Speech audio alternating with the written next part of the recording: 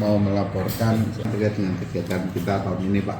Jadi kita itu sedang ada kegiatan yang pada lokasi yang menurut saya pesimis karena di situ banyak LSM, terus kemudian masyarakatnya juga agak keras, pemdanya juga istilahnya enggak sabaran gitu Pak. Jadi saya takutnya enggak berhasil Pak.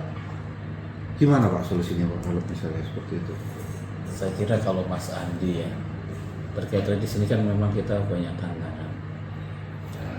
Nah, kalau yang terjadi di lapangan sudah seperti itu, kira-kira Mas Andi adakah tokoh masyarakat atau Pemda yang bisa didekatin untuk ya sebenarnya tokoh masyarakat ada Pak, cuman kadang mereka juga terlalu menutup diri gitu loh Pak. Maksudnya kita nggak bisa langsung masuk ke mereka, dan itu takutnya mereka menjadi provokator malahan untuk mengaruhi masyarakat untuk berbuat yang di luar normal. Oke, kalau itu masalahnya, apakah tidak lebih baik Mas Andi coba melalui pendekatan kedua, yaitu ke pemerintah desa melalui lurah, orang yang dituakan, atau coba mengajak perwakilan dari pemerintah daerah juga ke komunikasinya lebih komprehensif gitu. Mungkin gitu ya Pak ya, kita coba seperti itu ya. Jadi nanti kita akan meminta tolong lah istilahnya kepada pemerintah desa atau orang-orang yang dituakan di situ untuk dapat paling tidak mendekati masyarakat dulu ya. Iya. Terus untuk Pemdanya gimana Pak? Saya pikir untuk komunikasi Pemda nanti Mas Andi beserta tim bisa datang langsung ke Pak Bupati saja meminta dukungan baik dari pihak keamanan ataupun dari staf ahli beliau ya, yang biasanya bisa mengkomunikasikan ke pemerintah daerah sekaligus masyarakat.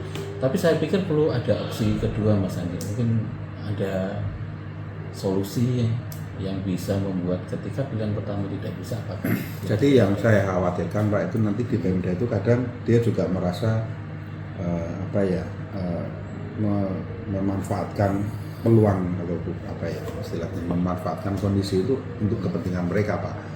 Ini kalau tidak melalui kepalanya langsung atau bupatinya langsung, takutnya nanti yang di bawah yang bermain Pak. Takutnya nanti akan terjadi penyalahgunaan wewenang, misalnya pergantian subjek atau dalam penetapan objek yang mereka nggak benar gitu. Mungkin yang saya khawatirkan itu sih Pak. Tapi mungkin nanti akan saya coba Pak sesuai dengan arahan Bapak nanti agar kita ke bupati lebih dahulu.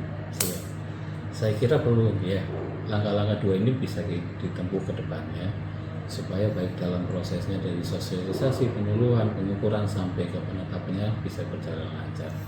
Baik Pak, sesuai dengan arahan Bapak, nanti kita coba salah satu itu mungkin akan kita lakukan secara bersamaan dan semoga nanti akan kita dapatkan respon masyarakat ataupun respon dari pihak-pihak terkait dengan baik gitu. Ya, saya percaya kepada Mas Adi dan tim, mudah-mudahan kegiatan ini di sini tahun ini bisa kita selesaikan dalam waktu secepat-cepatnya dan sesuai dengan peraturan yang ada. Terima kasih. Mudah-mudahan lancar. Selamat siang Pak. Perkenalkan saya staf baru Bapak. Saya pindah dari daerah Pak. Oh, ini Mas Andi yang baru masuk 1 bulan yang lalu ya? Betul Pak. Betul, ya. Pak. Gimana Mas Andi? Ada yang bisa saya bantu? Saya mohon petunjuknya Pak, karena secara teknis mungkin kami sudah melakukan di daerah, tapi kan mungkin kegiatan-kegiatan yang kami lakukan itu tidak semuanya sama untuk tiap daerah ya Pak ya, terkait dengan kegiatan praredis. Ini saya mohon arahannya agar dalam melaksanakan tugas nantinya, terutama bagaimana kita mendeliver kebijakan ke daerah itu bisa dapat berjalan dengan baik. Baik, untuk diketahui Mas Andi mungkin kemarin biasanya di seksi 2 ya, sekarang pindah ke penataan agraria di Direktorat Reform. Jadi pada prinsipnya untuk kegiatan redis, sebelum dilaksanakannya redis itu perlu kegiatan yang namanya praredis. Terdapat beberapa kegiatan itu praredis. Yang pertama adalah kalau kita merunut pada amanat Perpres 62 tahun 2023 harus diawali dengan kegiatan penetapan tora dan penetapan objek kredis. Itu baru pra. Nah, setelah itu nanti akan dilaksanakan kegiatan penyuluhan atau sosialisasi. Nah, di tupoksi Mas Andi ini bagian penetapan potensi redistribusi tanah. Ada 2 kegiatan di situ, yaitu penetapan tora dan penetapan objek kredis. Yang pertama bisa dilakukan sekaligus, itu terhadap lokasi-lokasi yang berada di non kawasan hutan. Tetapi ada yang cukup penetapan objek kredis, itu hanya dilakukan pada tora hasil pelepasan kawasan hutan. Nah, Mas Andi, selain itu juga, selain dibedakan menurut jenis toranya, itu dibedakan berdasarkan kewenangan penetapan tora maupun objek kredis. Ada yang di tingkat menteri, ada juga yang sudah dilimpahkan ke Kakanwil.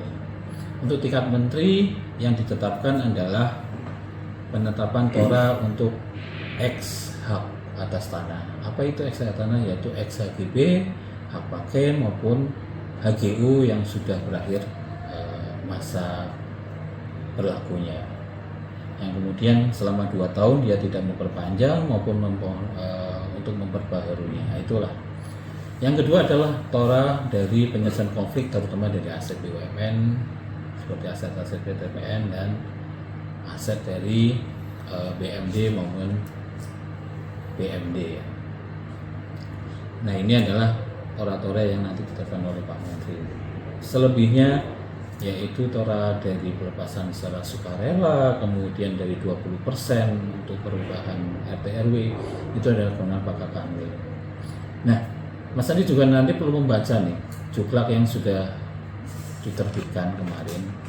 Ini kita ada perubahan, terutama di lampiran. Kita sudah membuat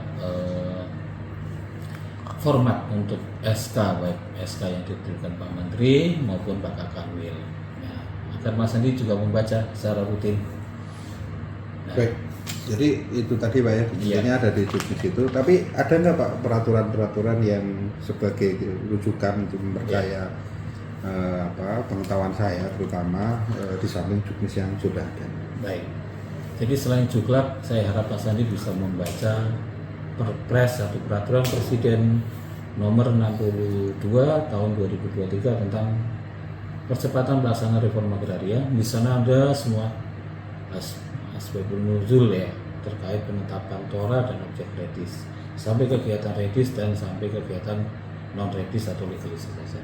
Yang kedua adalah surat yang diterbitkan oleh Bapak Menteri ATR BPN pada tahun 2023 bulan Februari.